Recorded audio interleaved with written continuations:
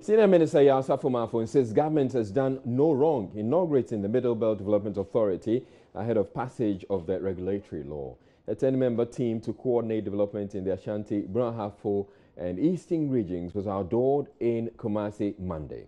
Enactment of the Development Authority law will facilitate the setting up of the Northern and Coastal Development Authorities in addition to the Middle Belt, Ohiming Teria reports.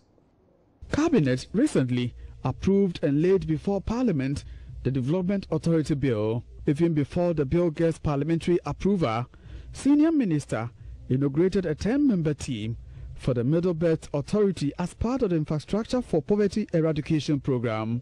Mr. Osafo told Joy News going ahead of the parliamentary approval breaches no law. You must prepare before the event takes off. You don't wait until Parliament passes the law before you begin to identify the operatives within the system. They are not commencing now. They were waiting for Parliament to convert the bill into an act, to give authority for them to start work. We wouldn't wait until Parliament passes the law before we inaugurate our 10-member team. There is no harm inaugurating them. It takes time. We have to go the whole country to do this inauguration. Parliament is already looking at it. So by the time the act is passed, we have our team in place to start work. As the President said, I am in haste. So we want to prepare and wait for the rainy day. Should this be maybe the Messiah Ghanaians have been waiting for as far as looking forward for development from the MPP government is concerned? I wouldn't say the Messiah. I would say that this is one of the organs through which development in this country will be carried out. Minister of Special Development Initiatives, Mavis Hawa Kumsin, is optimistic creation of the authorities would contribute immensely to poverty eradication. As promised in the 2016 MPP manifesto, it is expected that this approach to development will not only contribute to eradicating poverty, but will also minimize inequality among socio-economic groups within geographical areas. The implementation of this flagship program is a clear example of His Excellency the President, Nana Addo Dankwa Akufo-Addo, commitment to ensure fulfillment of all the promises made during the 2016 campaign. From Kumasi for Joy News, Ohiming Teria reporting. Well, President Akufo-Addo will on Tuesday hold an encounter with the media on his first 6 months in office. The president is expected to, among others, speak about his achievements and plans for the rest of his term. The Free Senior High School earmarked to kick off in September is expected to be one of his key educational policies. So what more would the president be speaking about? Well, I've been joined live by Dr. Charles Mafo, Dean of School of Languages, KNUST. He's a social commentator and governance analyst, and he's going to be giving us some insights as to what he expects. First of all, what are the key issues you expect the president to speak about? Thank you. As usual, in an economy like ours, I think I would prefer the president speaking about education, health, and the economy as usual. Now, what are the things that you expect that the president will be showing forth? That's in what the things he has done, his achievements.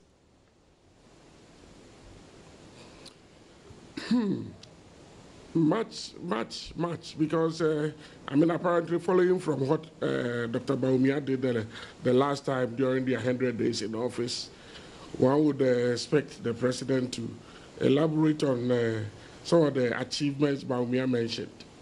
And so that is what we expect him to talk about. Again, they told us they are going to kickstart the free SHS this coming September. We want to hear the president how they are going to manage that. So far, we've been told how much is going to be used to start it. But one wonders how that program is going to be sustained. And people like myself are keen to and waiting for the president to tell us things of that nature. Now, how useful do you think this exercise is going to be? Because people are saying, there are people who say that is his first 6 months in office and nothing much has happened. What is it to talk about? Indeed, it's very important. To me, it is very important. Indeed, for me, government is giving out information and for people to understand what the agenda of the government are. And so coming frequently to the people to tell us the steps that have been put in place and plans the government have is always very good. Indeed, just as you asked, we have had people saying that perhaps it is not necessary. But you see, when information is not given, a vacuum is created for people to speculate. And for me, the president coming out and pointing to specific issues and addressing them give us a platform also to ask him questions, which I suppose that is what they are going to do. And if that is what they are going to do, indeed, I think it's a good platform for us, and it's a very important thing that the government is putting in place. Now, for the people who are arguing against this, they talk about, and I'd like to stress again, on what has been achieved. And they talk about the fact that there's not much that's tangible that's to be presented to the people. And if you take the free SHS, for instance, government is only talking about plans and that it's going to kick off in September. There are people who are expecting to see that this and that has been achieved. I think we wouldn't be fair to government if all that we look forward to is to things that are tangible. Really, what about services that have been put in place? We hardly see anything of service nature physically. And we also know that the government has indeed put in steps towards taking care of certain things. We mentioned the free SHS. Just yesterday, we heard about how they are going to handle the national health insurance. And I know with Nana Addo coming tomorrow for this town hall address, so to speak, definitely he will be touching on specific areas too. And as I pointed out earlier, since you pressmen are there, and I know you wouldn't disappoint in asking specific questions and demanding specific answers, definitely we are going to get something tangible. And here I mean tangible not in terms of what, as you said, people want to see, but perhaps steps that have been put in place for a very good economic recovery. Now, what will be that one question you'd like to ask the president if you found yourself in that media encounter? And in any case, he'll be listening. He'll be watching, actually, so fire it on. Specific questions. I would have loved to know the state of the national identification process. Some of us believe that a data of a nation is the beginning of good things to happen. And for some of us, we are not so much enthused about this introduction of free SHS because we believe as a nation we need a database first. After all, you need numbers to work with, right? And for me, once you are able to have a proper database for a nation, this NHIS, free SHS, whatever, will be well planned. Indeed, numbers are used to plan well. And I believe if I'm there, I would have loved to ask the president, what concrete steps have been put in place to have the national identification agenda done? All right, thank you very much for making time to join us on Joy News Prime from Kumasi. Now, staying with that story and the president encountering the media tomorrow, some members of Parliament's Constitution and Legal Affairs Committee have cast doubts about the effectiveness of the proposed office of the Special Prosecutor in tackling corruption. They are also expressing concern it will be a duplication of the Attorney General's role. Ahead of the meeting, ahead of Parliament laying off the bill to allow for the setting up of the office on Tuesday, NDC MP for South Dai Roxing Dafiamekpo, who is a member of the committee, has been speaking on what they expect the bill to contain. He says the office will not make much difference in the corruption fight. Our expectations are that the bill will contain all the necessary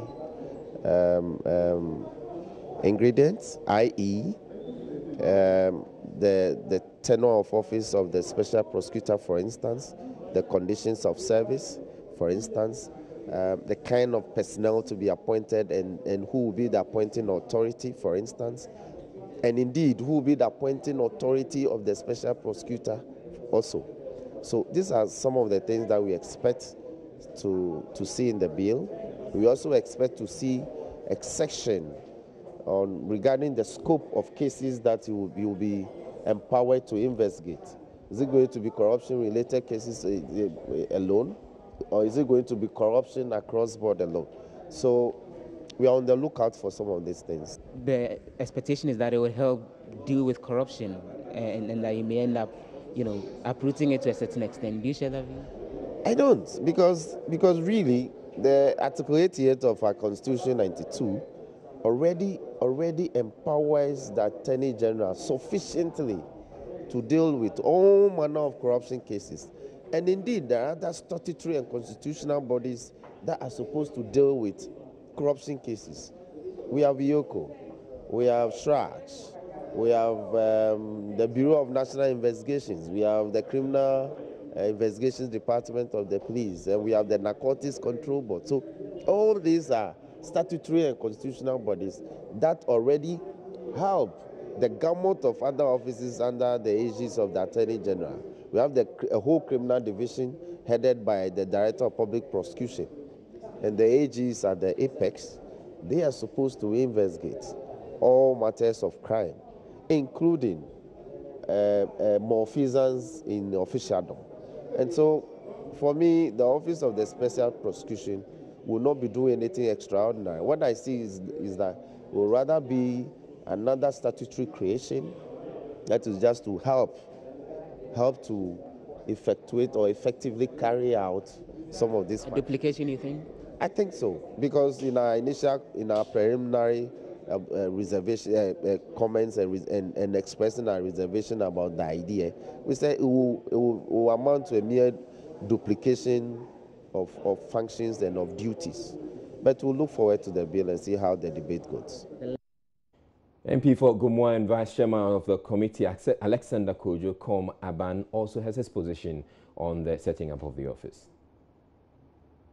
For now, it may be palliative. I'm not sounding pessimist or pessimistic, but it may have some palliative effect, because in the beginning it will be hailed, and probably because it has been introduced afresh, there will be that insulation. We have not seen the bill yet, but I believe that the bill will insulate the special prosecutor from all political interferences and all that, and that his tenure of office is going to be assured, and that he is not going to be at the beck and call of the executive. If those kind of political or legal safeguards are given, then at least we can then bank our hope on the integrity and the fortitudeness of the prosecutor himself, right? But if the prosecutor is still going to be at the behest of the executive, then I'm afraid that we may have it just in name, and it may not have any serious bite. So let the bill come. It is my expectation that the independent prosecutor will be truly independent, and that he will be forthright and deal with people regardless of their background, without any animosity, without any ill feeling, without any he will not do that capriciously. He would make sure that he just let the law apply blindly to everybody. Watching Joy News Prime, still ahead in the bulletin, Kotokraba market traders threaten demonstration over what they believe is unfair allocation of stalls at the refurbished market. Original document, or they are here. This is the original document that court ordered the former MCE to submit, and he submitted. You can see it. We have all that and more in the bulletin. Stay tuned.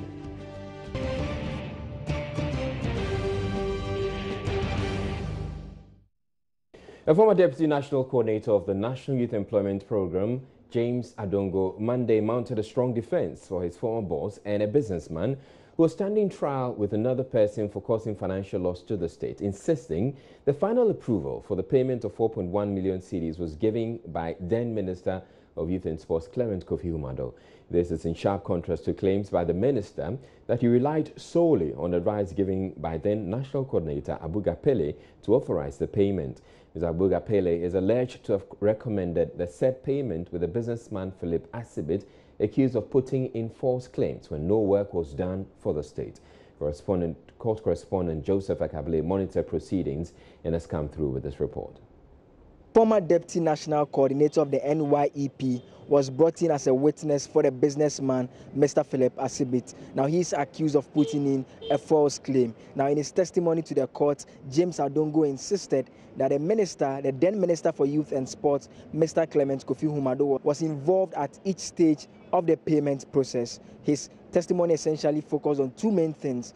First, explaining to the court the checks and balances that existed at the time he was at office, and also telling the court about how the former minister was involved. He insisted that when a user agency puts in a request for such a payment to be made, it starts from the level of the NYEP, where first a monitoring team takes a look at that request. It goes over to the management level, after which approval is given. Then the national coordinator makes a recommendation to the ministry for the payment. Now, even when that recommendation is made, it is not effected immediately, as the ministry also has its own checks and balances in place. It starts from the level of its audit team. It rises through to levels that involves the minister and its monitoring team at that level, after which approval is given. Before that will be communicated to the NYEP for payment to be made. He again explained that even after that payment has been made with a check issued, when a user agency goes over to the bank to request for the said payment, that is not effected until the NYEP again writes to the bank, authorizing the bank to make the said payment. His testimony was in sharp contrast to that given by the then Minister Clement Kofi Humado when he appeared before the court. He had told the court that he solely relied on the advice given by the National Coordinator, Mr. Abuga Pele, in allowing that payment to be made. But the lawyer for the businessman, addressing the press at the close of proceedings, insisted they will be demonstrating before the court that indeed the client worked and was paid duly for that. My client, who is the first accused person, denies that he ever used false pretenses to take money from the Ghana government. On the contrary, he delivered services and he was paid for. And that's the end of the matter. And of course, at the trial, that's what we're seeking to do. At a trial, that he provided consultancy services and he finished the work that he was hired to do, and he was paid, and the money that he took it for work done. And there is no stealing, no defrauding by false pretenses, no criminality involved. It's as simple as that.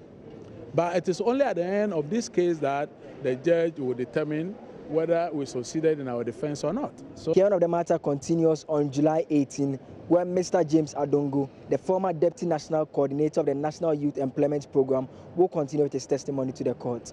For Joy News, Joseph Akable, Law Court Complex. Elsewhere, some assembly members and traders at the Kotokraba market in the central regional capital Cape Coast are protesting what they describe as the unfair distribution of market stalls there. According to them, including some original store owners at the old market, the new stalls have been given to family and friends of the governing New Patriotic Party at the expense of the original occupants. This, they add, is in defiance of a court directive that the original owners should be allocated the stalls. Joy News' Richard Kojo Nyako reports that traders are threatening to embark on a demonstration if the anomaly is not resolved.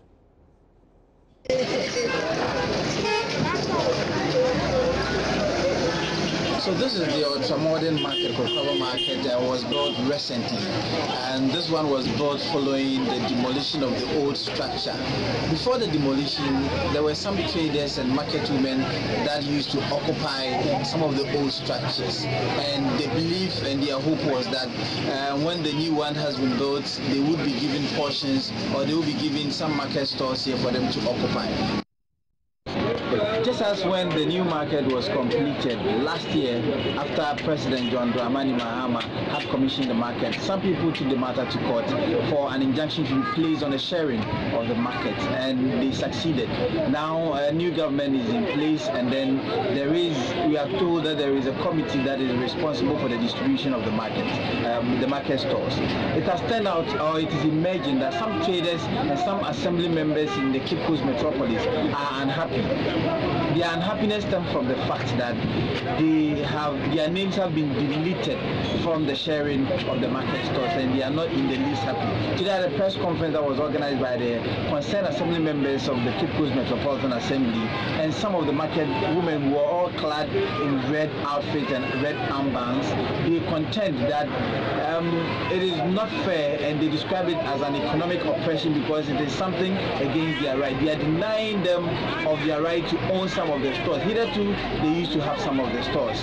They are calling on authorities to do things right. Otherwise, tomorrow they are going to stage a demonstration, one of the biggest demonstrations ever to happen in the Cape Coast metropolis.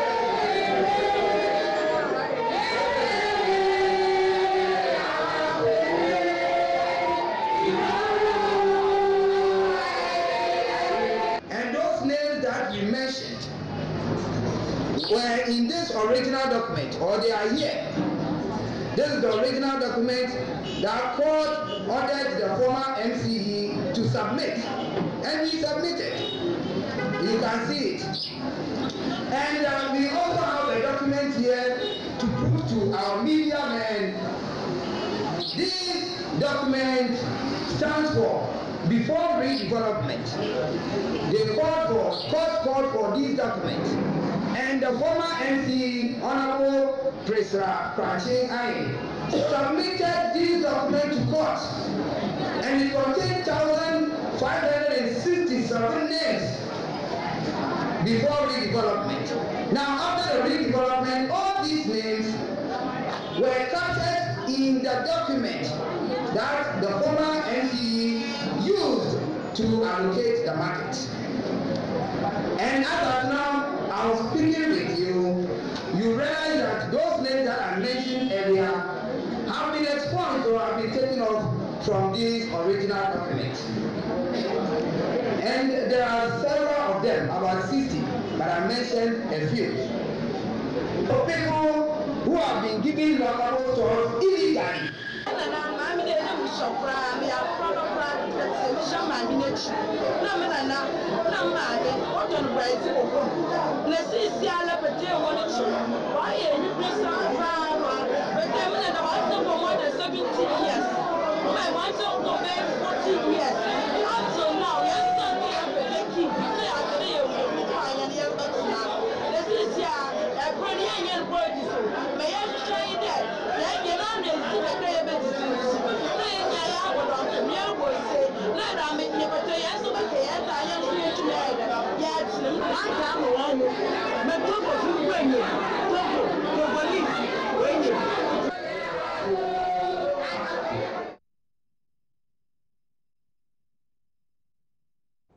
You're watching Joy News Prime. We're taking a break to bring you business news, but still ahead, what really happened in that viral video of a foiled robbery at East Legon. We'll bring you an exclusive account, courtesy the taxi driver who ran his vehicle into the robbers' motorbike.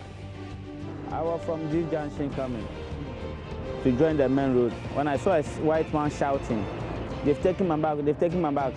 And I saw a certain guy holding the bag. We have all that and more coming up. Stay tuned.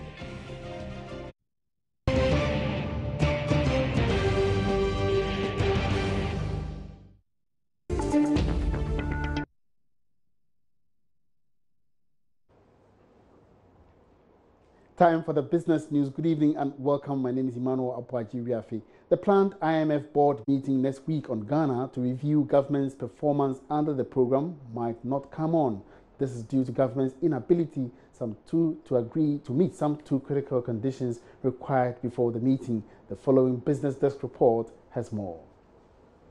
The IMF board meeting, which was supposed to happen on July 26, that is next Wednesday, would have offered government an opportunity to demonstrate to the fund its commitment to meeting some critical conditions, like dealing with the energy sector debts and some banks that are said to be going through some serious financial distress, as well as pressing ahead with the fiscal consolidation program. However, sources say government is currently struggling to meet some of the prior conditions before the meeting, like restructuring these troubled banks, which would require an immediate intervention from the Bank of Ghana.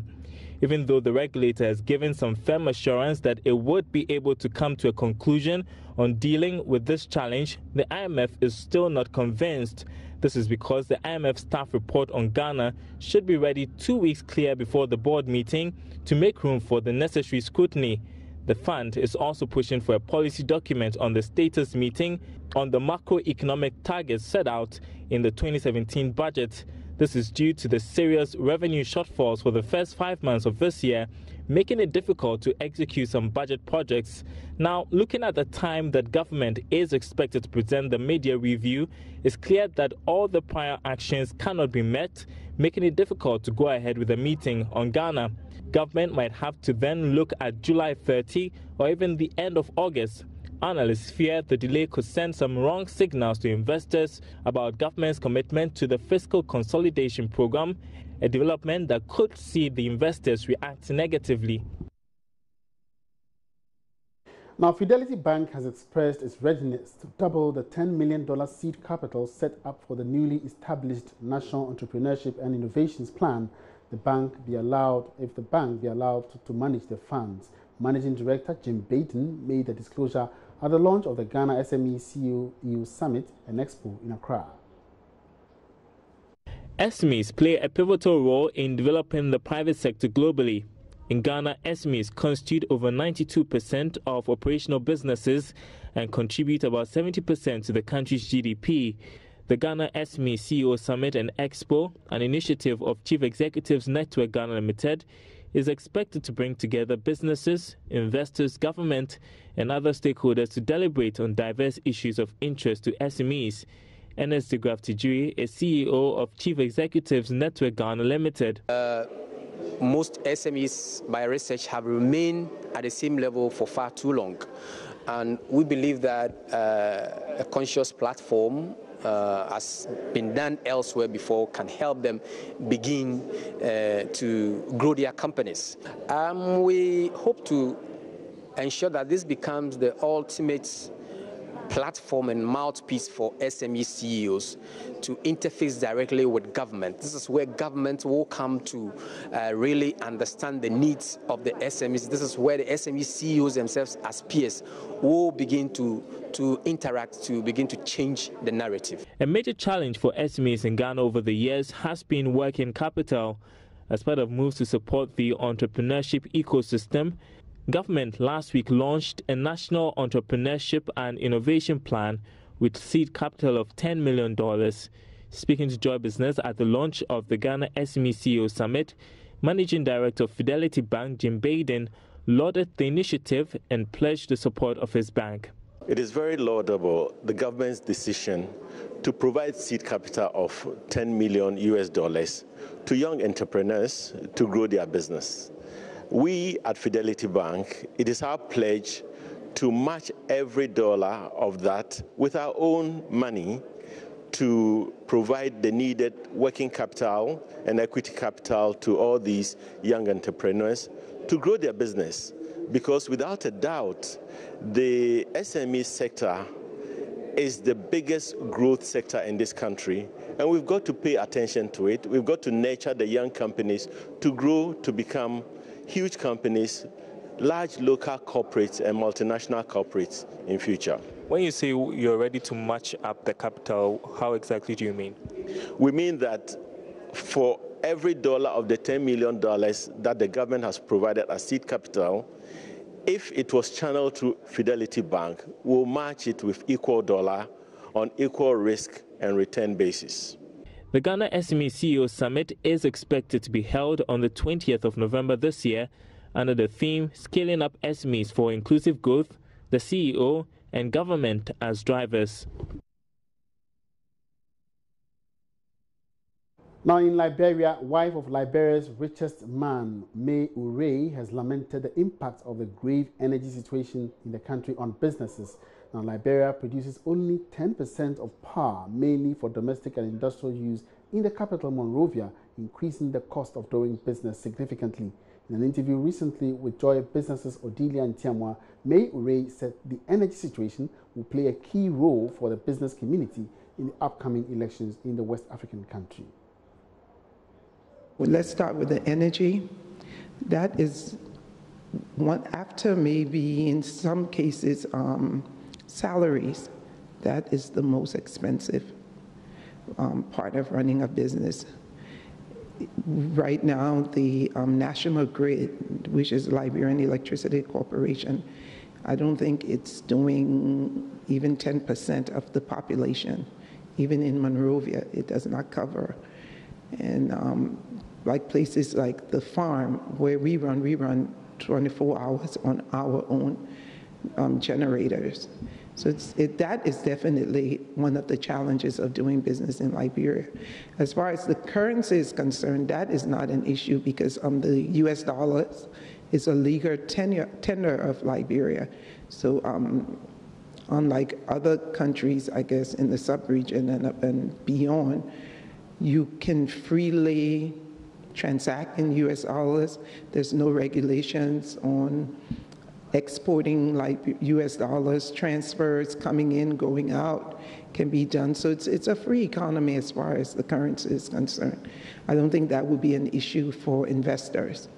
And then stability, I guess right now, seeing that elections are about 3 months down the road, 3.5 months down, or 3 months in fact down the road, people are a bit jittery, I would say. Some investors would be, and we would not jittery in the sense that there's going to be any kind of security instability, but they're looking at the security side of it as far as who's going to be elected. That is, I think, investors are concerned, even investors that are here now, not even new investors, but people, Liberians, everybody is concerned. Back home in Ghana, government might have its way on the nomination of new managing director for ADB Bank. This is what Joy Business has picked up from persons close to Bellstar Capital, new owners of the bank.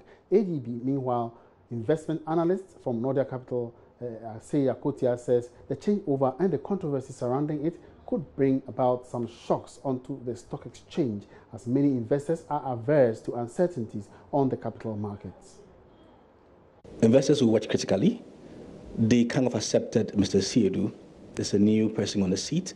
The next few weeks, that is if he does take the appointment and he comes on the seat, the next few weeks and the next signs that he will show will be critical as to whether investors would keep on looking at the stock and keep on demanding or otherwise. So a lot to rest with Dr. Mensah, a lot to rest with him. However, he's not a novice in the game. He has over 3 decades of banking experience, from Unibank to First Capital Plus, which was a savings and loans, which he was instrumental in making into a bank. So I believe that he understands that terrain. He understands moving from a savings and loan to a bank can be a rough thing, but he did it and did it successfully. So there are some positives to look out for. However, ADB is a much, much bigger bank with a more complex shareholding structure. How he's able to put ideologies from shareholders together and champion the vision and also satisfy especially the minority shareholders or the investors who bought the stock on the streets. And the ADB is a much, much bigger bank with a more complex shareholding structure. And that's all in business tonight. Many thanks for watching. My name is Emmanuel Abuaji Riafi. For more business news, log on to myjournline.com/business. Have a good evening.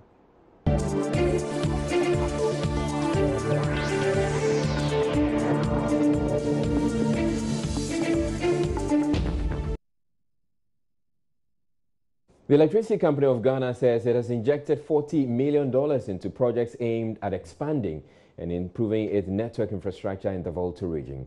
The projects, when completed, would enhance service delivery, ensure sustainable power supply to clients and reduce technical losses in ECG's distribution networks in the region.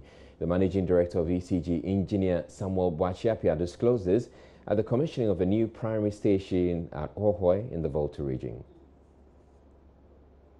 The projects include construction of primary substations, network upgrade, reinstallation and reconducting network, expansion and substation offloading. Some of the projects are completed while others are at various stages of completion. The projects are financed with ECG's internally generated funds and donor partners. The Managing Director of the ECG, Engineer Samuel Boakye-Appiah, indicated the projects are part of plans to ensure his outfit provides quality and stable power supply to clients. He also hinted electricity supply would be extended to some 50 communities under the China Hunan Construction Engineering Group Corporation project at a cost of $9 million. Engineer Boakye-Appiah reiterated ECG's intention to prosecute persons who engage in power theft and added that various programs are being undertaken to outweigh losses in the system. ECG is undertaking some strategic measures to ensure losses are reduced within its network. These measures include working closely with a special prosecutor to prosecute culprits engaged in power theft, effectively undertaking customer education on ECG billing operations in the various districts, and revamping the revenue protection unit to maximize revenue collection.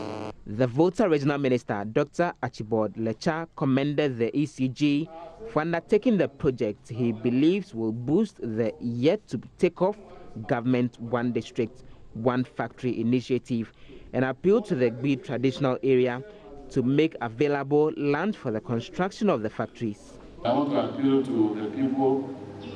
Thank God the Parliament Chief himself is here.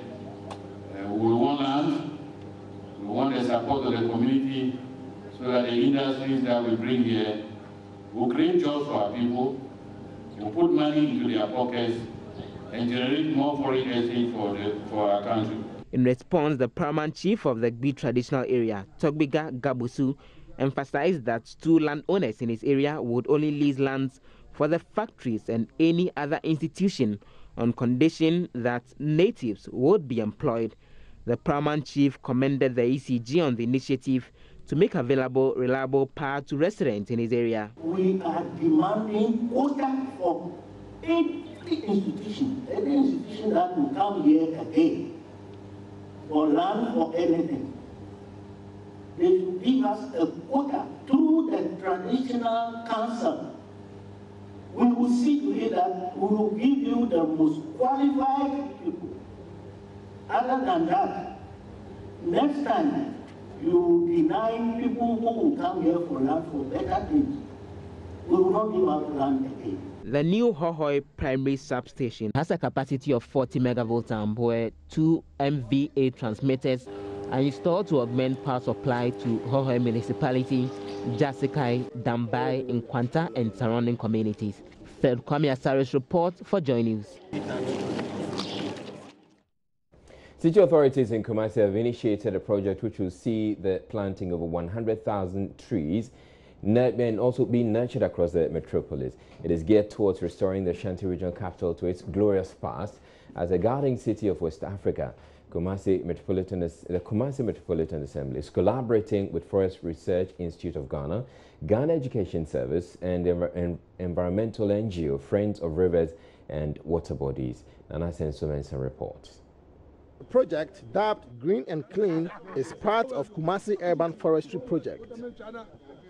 Schools will be mobilized to spearhead implementation. The pilot has already begun at Atasomaso, where over 1,000 trees were planted.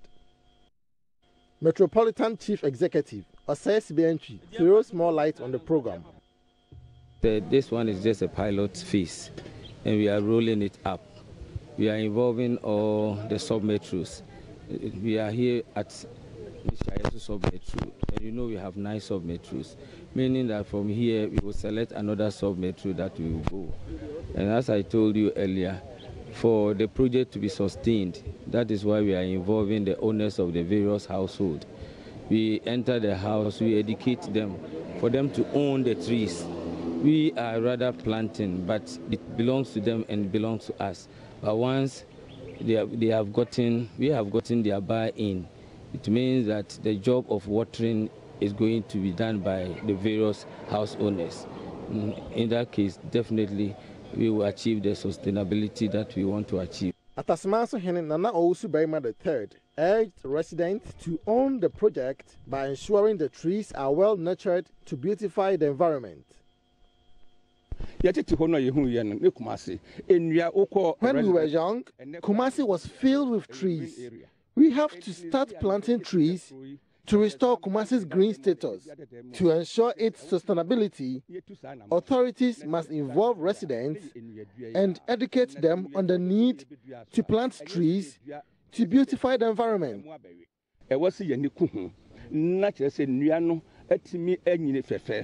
Coordinator for Urban Forestry, Bano Diodu, wants the KMA to back the exercise with legislation to compel residents to the cause. If they can't plant it, let's say they can't do it, and we, the KMA, plant the trees, we have to make sure that the landlord or the landowner take care of these trees, nurture it to its maturity. So there is going to be a bylaw. I know my authorities and the stakeholders have already planned on this thing. There's going to be a bylaw that every house must plant a tree, and even if you are not planting, the KMA will do that and you take care of it. Nana Sansumensa reporting. Founder of the Independent People's Party, now Liberal Party of Ghana, Kofi Akpaloo, says former President John Mahama's dignity is on the line should he contest the 2020 election. Though he himself has nothing to show for his many years in politics, Mr. Akpaloo said the 2016 NDC flag bearer is better off maintaining his status as former head of state or risk a humiliation worse than the recent electoral loss. On his personal electoral fortunes, Mr. Akpaloo is of the conviction there was a conspiracy to eliminate him from the 2016 elections because he posed a major threat to the NDC's fortunes in the Volta region. You were disqualified. They gave reasons why you were disqualified. Because we brought our people. We brought our people. Your people have signed forms for other presidential candidates. Those people, they availed themselves that they signed only for us. They didn't sign for any other party. But still, because they were afraid of the name Akpaloo, simply because their strength is voter region. And knowing Akpaloo, they know that very, very well that voters were going to vote for me. And you were disqualified. They disqualified me wrongly. So they wronged me because they asked me if I can produce those people, which I did. I sent them to the police. I sent them to the EC, and they were available. So what again? Were they expecting? So they intentionally did that to disqualify me. But God being so good, they lost, and they lost big time. If they are serious, they will change their candidate. To who? Maybe they can bring Spiro Gabra. He's a very fine gentleman. Or maybe Kosiboche or Alabi can also do the job. Alabi can. But Mahama will, I'm telling you, if Mahama contests again, he will lose miserably. The best thing that he should do is to stay as a former president so that he maintain his dignity. But if he try to come back, he'll be like Liman. So I would suggest that he stay quiet as a former head of state and then leave accordingly. Other than that, if he try to contend Nana Akufo-Addo or myself, he will lose.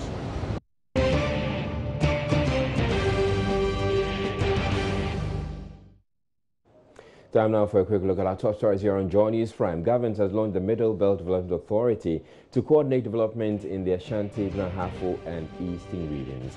It comes just a day before President Akufo-Addo gives an account of his first 6 months in office. Kotokrava market traders threaten demonstration over what they believe is unfair allocation of stalls at the refurbished market.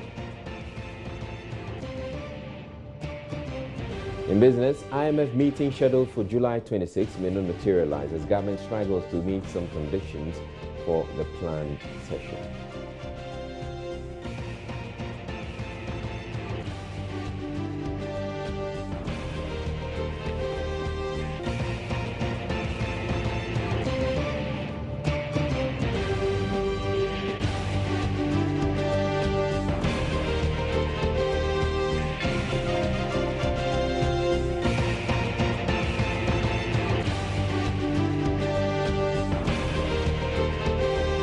Now, two suspected criminals whose attempt at a daylight robbery of an Israeli here in Accra was foiled thanks to the heroics of a taxi driver currently in custody at the Central Police Station.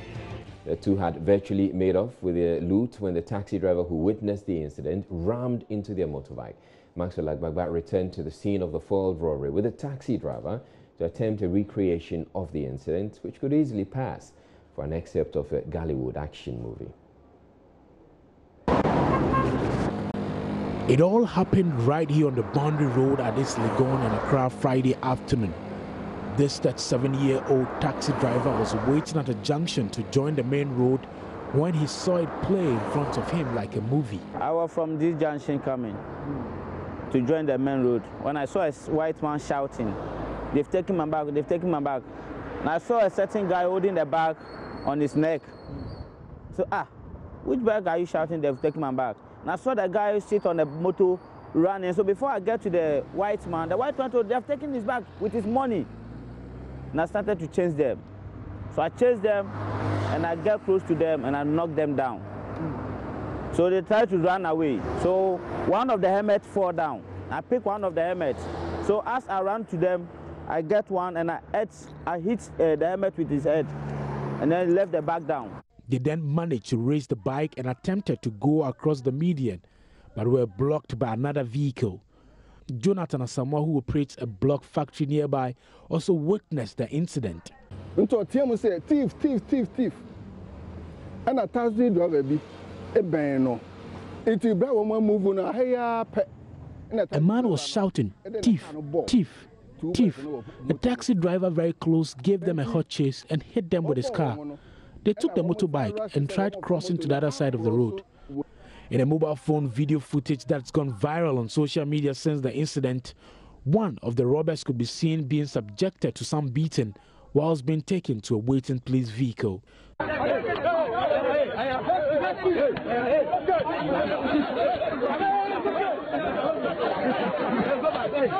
Now, if you look at this map carefully, it shows you the Boundary Road. Now, when you move up from the Boundary Road, on your right-hand side, you can find the Citidia East Legon. So directly opposite the supermarket, that was where the Israeli was actually parking his car so that he can move to the supermarket to go and get some items for himself. Now, at this point, he was still in the car at the bus stop just around this area at a particular bus stop. Then two gentlemen actually approached him. Now, when they approached him here at this bus stop, they told him that his rear tire has actually deflated, so he should come check it. When he got down to check the rear tire, that was the point one of the men actually pointed a sharp object to his neck. Now, this is a dual carriageway road, so you can see these two sections of the road. He ran from this side, jumped to the other side of the road, and there was a motorbike waiting for him. He quickly hopped onto the motorbike and they sped off. Now, there was a taxi driver who was standing very close to this junction. He spotted how the whole incident actually panned out. Now, he gave them a hot chase. They quickly went on this stretch of the road, the right section of the Boundary Road, up to this point, and then he got them at a point directly opposite a block factory just around this area. They jumped, crossed this section of the road to this other side. One of the suspects actually tried fleeing the scene. That was the point he jumped to this block factory and quickly moved into a school located very close to the block factory. He was later apprehended somewhere around this place where the school is located. When the people caught him right from this area, they walked him all the way through the streets. You can see for yourself in the map, walked all the way to the streets, took the section of the road, walked down here to a place very close to the Citidia supermarket where there was a police vehicle waiting. They put him in there. There had been claims on social media that one of the robbers was shot in the head, but this was disclaimed by the block factory operator. One of them tried escaping. A police officer in Mufti tried unsuccessfully gunning down the one who was escaping. The foiled robbery follows another incident involving motorbike riding criminals who shot and killed a police officer at Abekala Pass last week. But coming after a January 2016 incident in which a taxi driver was rewarded with a house by President Mahama for ramming into some criminals, Ransford Lamte stands in good stead for some reward. Maybe not. Maxwell Agbagba for Joy News.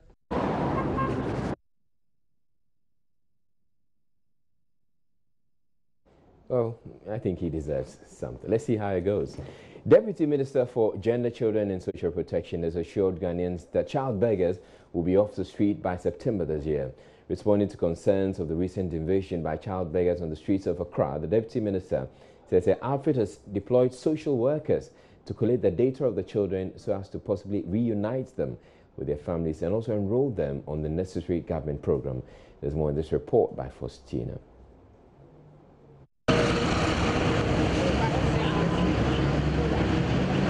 Once the traffic light signals red, it's time to get to work. The lean on car windows, pricking your conscience with an innocent look. In a bid to get a few coins, which by the close of day they would have gathered enough to feed themselves and in some cases their parents who sit under shades urging them on. This has now become a daily routine for these children. Away from school and in some cases home, this has now become their source of livelihood. Begging of alms was synonymous to the Nigerian migrants, but now nationals have joined in the somewhat lucrative trade. Refusing to speak on camera, some of them took to their heels when they took note of our presence, risking their lives and clearly violating the Section 87 of the Children's Act, which prohibits exploitative child labor. These children have surprisingly increased in numbers over the years.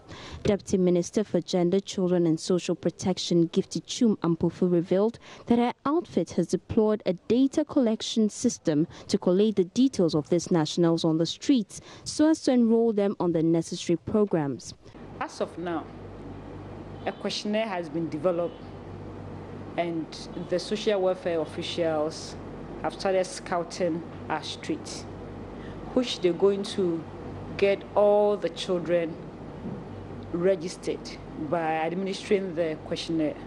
This will help them know their families and why they are on the street. If they're able to get all these children, one, they will send them back to their families, survey their background. Where the issue is solely poverty, you will enroll that very household on LEAP. That is, some amount of money will be given to the household depending on their numbers. And then this child will be enrolled back into the classroom. But trust you me, by September, most of those children will be in school. The question is, so are you going to see them on the street till September? No, we've started with the data and too many things are going on. And we're sure by September we get a lot of them back to school. She, however, outlined the challenges the ministry is facing with the system. The only challenge we have with this data on these street children and reuniting them into their families is that those who are a bit older and have stayed on the street for a couple of months, they've gotten used to this freedom way of life. And with Ghanaians' hospitality, everybody will give them money. So they realize on the street I have more than money than maybe at home. My mother had not seen that money before. Why then going back home? So these ones, they will end up giving you wrong information, false information about themselves. They may be just from Kaswa, but they will tell you that their parents are far away in the northern region, Brahaf region, Ashanti region, far away in the eastern region. So you realize that even though they've helped you to fill your questionnaire, but they were not truthful. So such individuals become very difficult to rehabilitate them. For Joy News, Faustina Safo. He has a hole in his heart and his visually impaired father cannot afford cost for surgery needed to correct the defect. This is the sad story of 10-year-old Sunday Ayamga from Yikene in Bogotanga in the Upper East region. His condition means he's unable to join his peers in school. Upper East correspondent Albert Torre visited him at his home and now reports. He looks frail. His hair unkempt and his eyes slightly reddish. As I speak to him, I find myself trying to breathe for him because in between the words he utters, he is also gasping for air.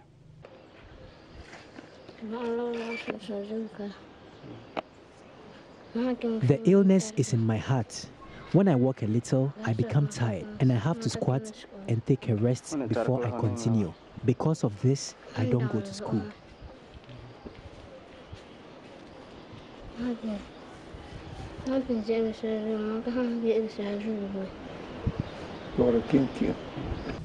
The National Cardiothoracic Center diagnosed Sunday of having a ventricular septal defect plus double outlet right ventricle.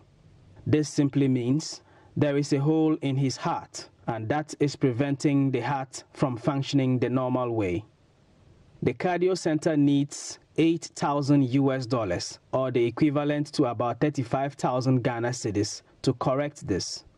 But that amount is not easy to mobilize for this poor family living at Yekene in the outskirts of Bolgatanga.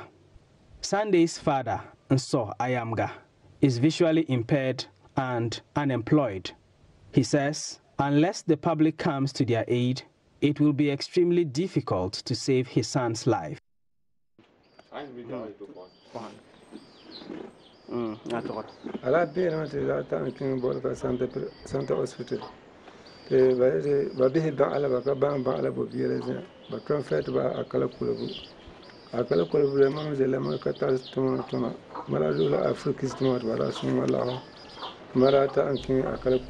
We first went to Bolga Hospital, where we were transferred to Kolebu. At Kolebu, we were told the boy has a hole in his heart and that we need to pay 350 million old Ghana cedis for his treatment. I am unemployed, so it was AfriKids Ghana that helped us with money to travel to Kolebu and promised to help us with 3,700 Ghana cedis as part of the cost of the surgery. We have been trying to get help without any success, so I am appealing to everyone who can help us to come to our aid.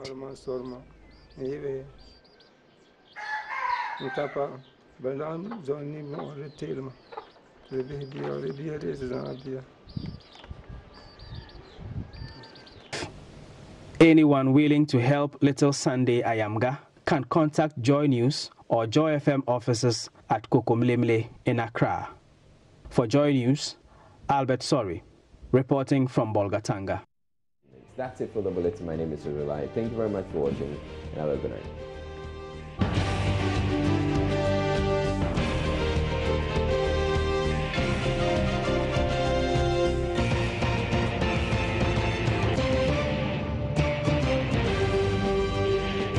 This is Joy News Prime.